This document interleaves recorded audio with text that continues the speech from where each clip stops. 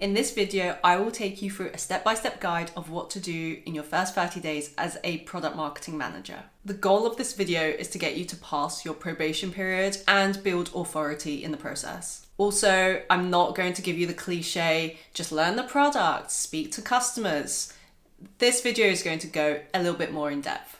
Firstly, keep your out of the bubble thinking for as long as possible. The people who've worked there the longest, they're typically in the bubble. They can't see outside of the product or what they're working on, but you're completely fresh to the company, right? So that's the prime time of bringing your out of the bubble thinking, bringing that naivety, but in a good way, and I'll go into that. But bringing that into the company is good. So trying to retain not being in the weeds of things quite yet, which is typically an issue that most starters do because they'll jump in, they want to learn everything and do everything, when you have to kind of remove yourself from the company and the product a little bit. So then you have like a overview, like a very high level lens of what the heck is going on. So you get a true picture of the company that you've just entered into. Because sometimes in interviews, the company might big itself up a little bit more than they had intended, or maybe they had intended. They might be in a little bit more trouble than you had anticipated. And this is the time to learn that, especially in the first week. Try and get the grasp of that. So how do you do that? First things first, have one-to-ones with as many people as possible. Now, if you're in a startup, this can be doable, right? You can speak to maybe 20, 30 people, or maybe even 10, depending on how large the startup is. If you're in a larger company, speak with the heads of, so like the VP of, head of sales, head of marketing, the heads of. So then you can speak to the managerial level, and then you can ask them, who should I speak to within your team in order to learn further? That way you're not cramming too many perspectives into your brain, because right now, and linking to a first point I made, keep that naivety. You don't want to be too like, how do I explain this? Like when you pick a book, right? Like, let's pick any book. If you pick a book, you're not going to just start jumping in and reading it before you even know what the book is like. Unless you're rogue. Go rogue if you are. But me, I like to read the back of the book and see what the book is actually about before I purchase it.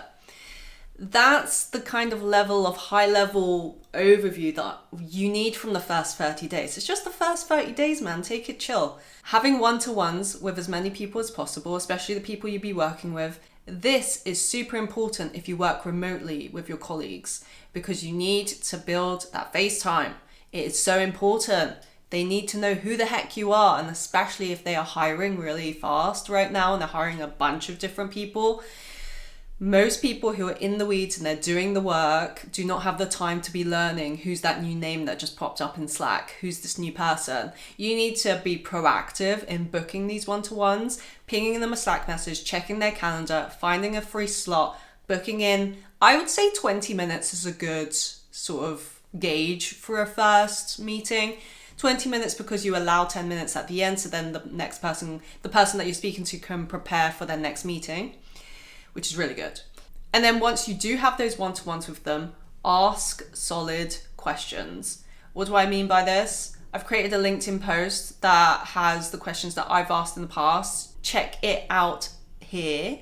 But here we're trying to gauge if the product is, in essence, a winner or a loser compared to the competition. I don't mean that in a rude way. I'm just meaning that from a completely rational perspective, because you've just gone through the interview process. Everyone says that the company's wonderful, the product's the best, but you need the true take on what is happening, like the honest take. And I feel like asking probing questions, like the ones that I've listed in my LinkedIn post, gets that true, honest take on what the heck is happening and why you've been hired. And usually the product marketing manager is hired when stuff goes wrong. That's why I recommend delving into figuring out where does our product stand, and try and get a mental gauge of that. So then your barometer like fluctuates depending on what you're learning, and you're like, oh, our product is like up here and the competition's down here. And you speak to someone else and they're like, the competition's up here, our product is here. We don't have product parity and feature parity, meaning we don't have the same features as them. So we're not on like a parity level, which means that we're not equal in what we have in our feature set. So then you learn these things, and then your barometer is like, oh, okay, like it's changing. So then when it comes down to the execution side, which is post 60 days, we'll speak about that in another video, then you know what the heck to do and how to prioritize. But that's a different video. So sticking with the first 30 days, during the one-to-ones, write down the pronunciation of names and people. You don't know how far that will get you. Diversity is out here. Love it. Love a bit of diversity in tech. But write down the pronunciations during the first meeting and how you would phonetically say it. I think phonetically is the right word. I don't know. I'm not going to check it. But check how you would pronounce a name and write it down, because it goes a long way. It shows that you're actually actively listening, and active listening is a key skill of a product marketing manager. During this call, find out the way that they work best, and find out if they're a kind of high-level person. Do they need granular detail? It might be hard from the first call, but mainly the first call should be around just building a little bit of rapport with that person and showing that you're there to learn from them and to listen from them. If you're doing more talking during that first one-to-one call, you're doing it wrong, honey. You are doing it wrong. Be a listener, listen to what they're saying, ask the questions. You're there to soak it up, but also level set that barometer gauge. Another thing I would recommend for your first 30 days is use your newbie card to your advantage. What do I mean by this? Ask the questions that would be a little bit more awkward to ask if you were 6 months to a year down the line. Preface it with, hey, I'm new here, I just want to learn this, and then ask a question that just gets to the crux of what you're trying to figure out. Get to the point. Don't be shy. The first 30 days should be like trying to understand where the product fits within the market, the honest take, even if it's hard for people to say. And those conversations come out in one-to-one calls. So that's why I recommend the one-to-ones, but they are the place to ask these probing questions. And even if you want, in front of a group setting, especially if they're like your team, either other product marketing managers, or if you're the only one, then the marketing team in general, the sales team in general, especially if there's around 3 to 4 of them. If it's larger than 4 people in a meeting, I would probably hold off. Yeah, I would hold off. It's a little bit too big. But ask the questions that you're like, ooh, what, like cheeky questions that I can get away with right now. Because you come with the lens of, hey, I can position this as I'm a newbie, I'm new here, I'm just trying to learn. And have you thought about this? Have you ever done this? Has the competition ever done X? Like, why have we done Z instead of Y? You know, trying to figure out why have we zigged instead of zagged. Understand the contextual basis of why decisions were made, especially if you're like, I would never have done that. Why the heck did they do that? And then ask these questions in a nice, professional manner. And then as part of this, go through the sign-up process. So whatever your sign-up process, whether it's a product-led growth method, so PLG, so the sign-up form on the website, or if it's through the salesperson themselves, go through the sign-up process, because it will enable you with a lot more questions, especially probing questions as to why do we do this instead of that? Or if you see glimmers of, oh, this was awesome, relay that back, because then it builds rapport with people, but also it shows that you've done the work. You've signed up, you've seen what the customer would go through, you've experienced it yourself, especially since you're new. Another thing that I would mention is a lot of companies don't give onboarding, especially in startups. It's the truth.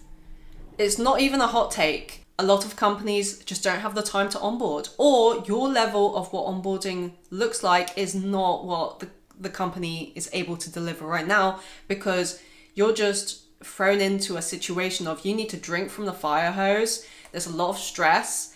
And like I've said before, the product marketing manager is typically hired when stuff isn't going right. You know, then they're like, oh, we just need someone who's a product marketer who can figure it out and speak to product and marketing, blah, blah. We're not a silver bullet that can solve everything. And therefore they haven't taken the time, and it's cool, like it's just life. Most startups just haven't taken the time to build out what onboarding looks like, what training looks like. They don't have a formula or a foundation in which things are set. And that's typically why they hire us, because we're there to kind of build some level of calm out of the chaos that goes into a company. So just try and speak to people and don't feel any need to execute right now. Right now, you just need to figure out where are the fires in this company and start again to build that gauge. The first 30 days is no execution, strategize, speak to people, build rapport, figure out what the heck is actually happening on a true, honest level. Honesty is key here. We need to take that so then when we do execute, we are executing on things of priority. We're not executing for the sake of executing. So if a salesperson comes to you in your first 30 days and is like, yo, dude, I need a sales deck. I need to close this huge deal. Be like, mate, appreciate it. Obviously, don't say mate. But you know what I'm saying? In a professional way, be like, mate, I can't do that right now. I'm still onboarding. Effectively, you are onboarding yourself. So you are onboarding yourself. You're not being onboarded. You're onboarding yourself. So that's true. I'm onboarding, and therefore, like, just give me a few more weeks. Once I get my feet settled, then I'm open to hearing and working with you to build out potential new collateral. Potential new collateral. I might coin the term, we'll see. Okay, potential new collateral. Don't promise anything. Do not promise anything to anyone. Use words like potential, maybe, we'll see, potentially, possibly. Keep it vague right now, because right now you're just trying to understand for you what is happening. Like I mentioned earlier, you might not have the time to start deep diving into the product, and that's cool. Do not pressurize yourself with that right now. Now is not really the time, but we can have assistance. You can have assistance. How? Speak to the product manager. Ask the product manager to walk you through the upcoming roadmap and what is coming out within the product, but also what is the competitive landscape right now? What are they hearing from their own customer interviews? Where do they see the product going this year? And their take on what is happening. So then you can get a bite-sized summary of what is happening without the need for you to read any documentation or anything like that. But also, secondly, it builds a bit more rapport with the product manager who hasn't seen you come in and be like, I know what I'm doing. I don't need to speak to you. You've come in, you're like, hey mate, I need your help. Could you run me through what's coming up in the next year or 6 months or 3 months, whatever you want in terms of duration, whatever you want to know about. And as part of the conversation, ask them about how the product links to the wider business goals. Like, what are the business goals this year that they've heard about, especially in line with the product? And where do they see the new feature builds linking up to what the business goals are for the year? That way you can gauge, okay, so the business goals are, we need to improve customer retention by 20%. Therefore, we're building more features within the product that create stickiness. And the more stickiness we create, the more they're in our app and using our app on a daily basis. Therefore, they're less likely to churn. And therefore, what are the product marketing elements that I could create further down the line in like the 60-day, 90-day mark that will link up directly to getting people to use certain features that create stickiness. It's like a little bit of a jigsaw puzzle that we're putting together right now. Obviously, don't start thinking about execution. Like I've said, now is just seep it in. You're a sponge, man. You're a sponge. You're just taking in information, but also you're not taking in every bit of information to actually execute. Not all information is created equal. Not all information is to be acted upon. We are like a sponge that then kind of like pushes stuff out that we just think, okay. But there are things that we're like, ooh, these could be prioritized, these could be actioned, and these could have quick wins as well as having like actual impact over 6 months, a year, whatever. But the priority right now is pass your probation. So just stay focused, take in information, but don't treat everything as gospel. So whilst you're speaking and doing all these one-to-ones, speaking to a product manager, your managers, the people that you're working alongside with, I've seen a lot of articles and videos that say in your first 30 days, you need to start speaking to customers straight away. And I don't agree with this. I really don't. Because firstly, where is this time coming from? Where is the time coming from in your first 30 days that you have not only all of that I've mentioned that you need to do and speak to customers as well? No. And secondly, not even just as part of time, but I don't know what I don't know.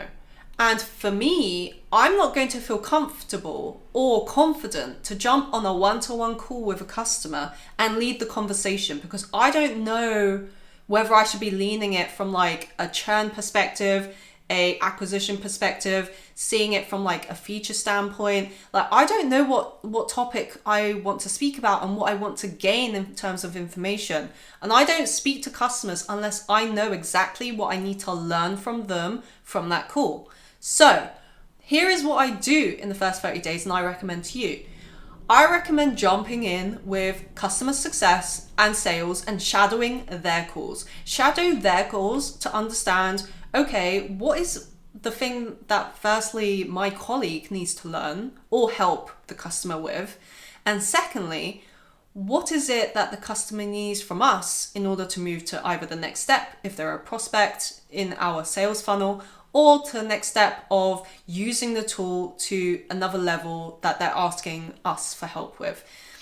And if there is no time to be shadowing calls, which I totally understand, time is absolutely strapped in the first 30 days, especially at a startup, see if they have a recording, like the recordings of these calls that then you can look back upon. There are loads of tools that record the calls and also are able to pull up keywords that show specific words like competitors or functionality, so then you can jump in and see a certain like snippet of the call.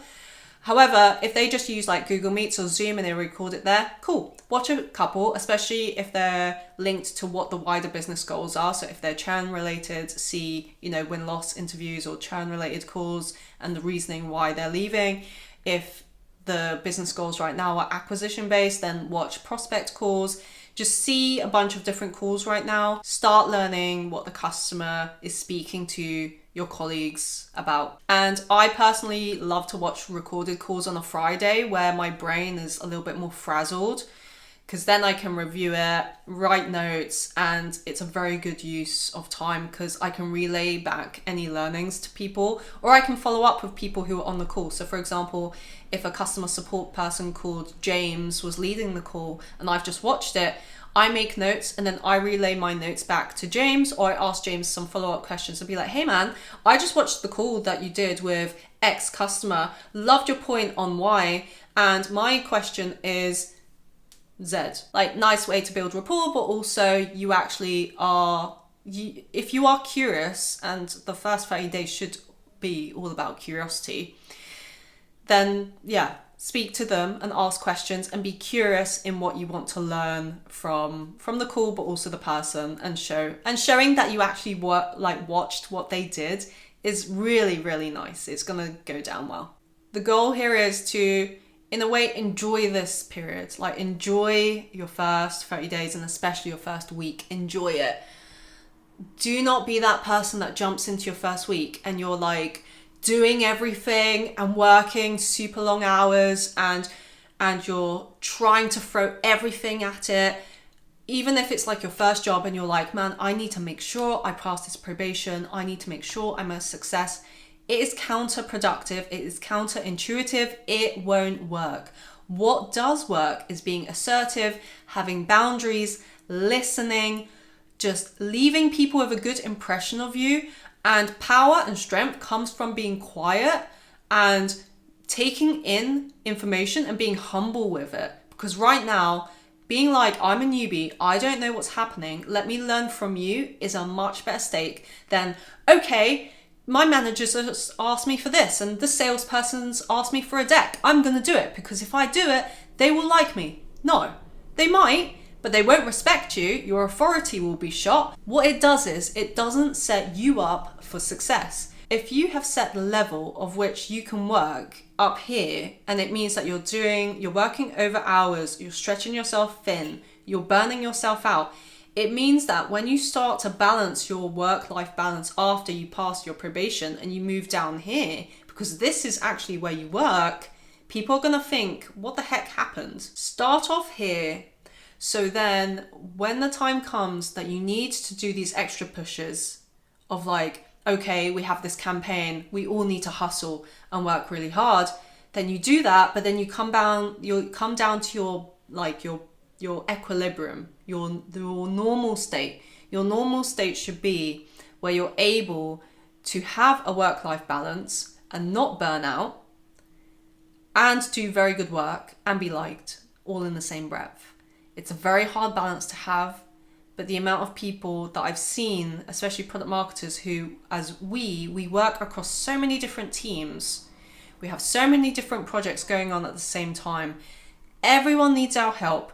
And then on top of that, there are fires that come at us that we weren't expecting from like, a customer needs this and, oh, we have an issue with that and we need product marketing involved. The goal is to be at that chill level where you are still building authority in how mindful you're approaching the craft of product marketing. Approach it with a strategic lens. Approach it with like, I am the CMO of my section, without placing undue pressure onto your shoulders. Don't do that. But I'm the CMO of my section. I'm going to treat it as like a strategic process that I'm trying to build in my brain, ready for the next 30 days. So the 60-day mark, and figuring out where I will execute that. So that's your first 30 days. And let me know if you have any questions or if you want me to do the next 60 days video. I think it's only right. Otherwise, I'll leave you hanging. But I really do want to reiterate that you're going to do fine so long as you keep a calm head and don't start throwing yourself at doing. So lean into those points. Let me know if you agree, disagree. I haven't seen anyone else make these points online, so who knows what people always say, but it's God's honest truth to me, so I am okay with it. All right, hopefully see you in the next video, and yeah, have a great first 30 days as a product marketing manager. Peace.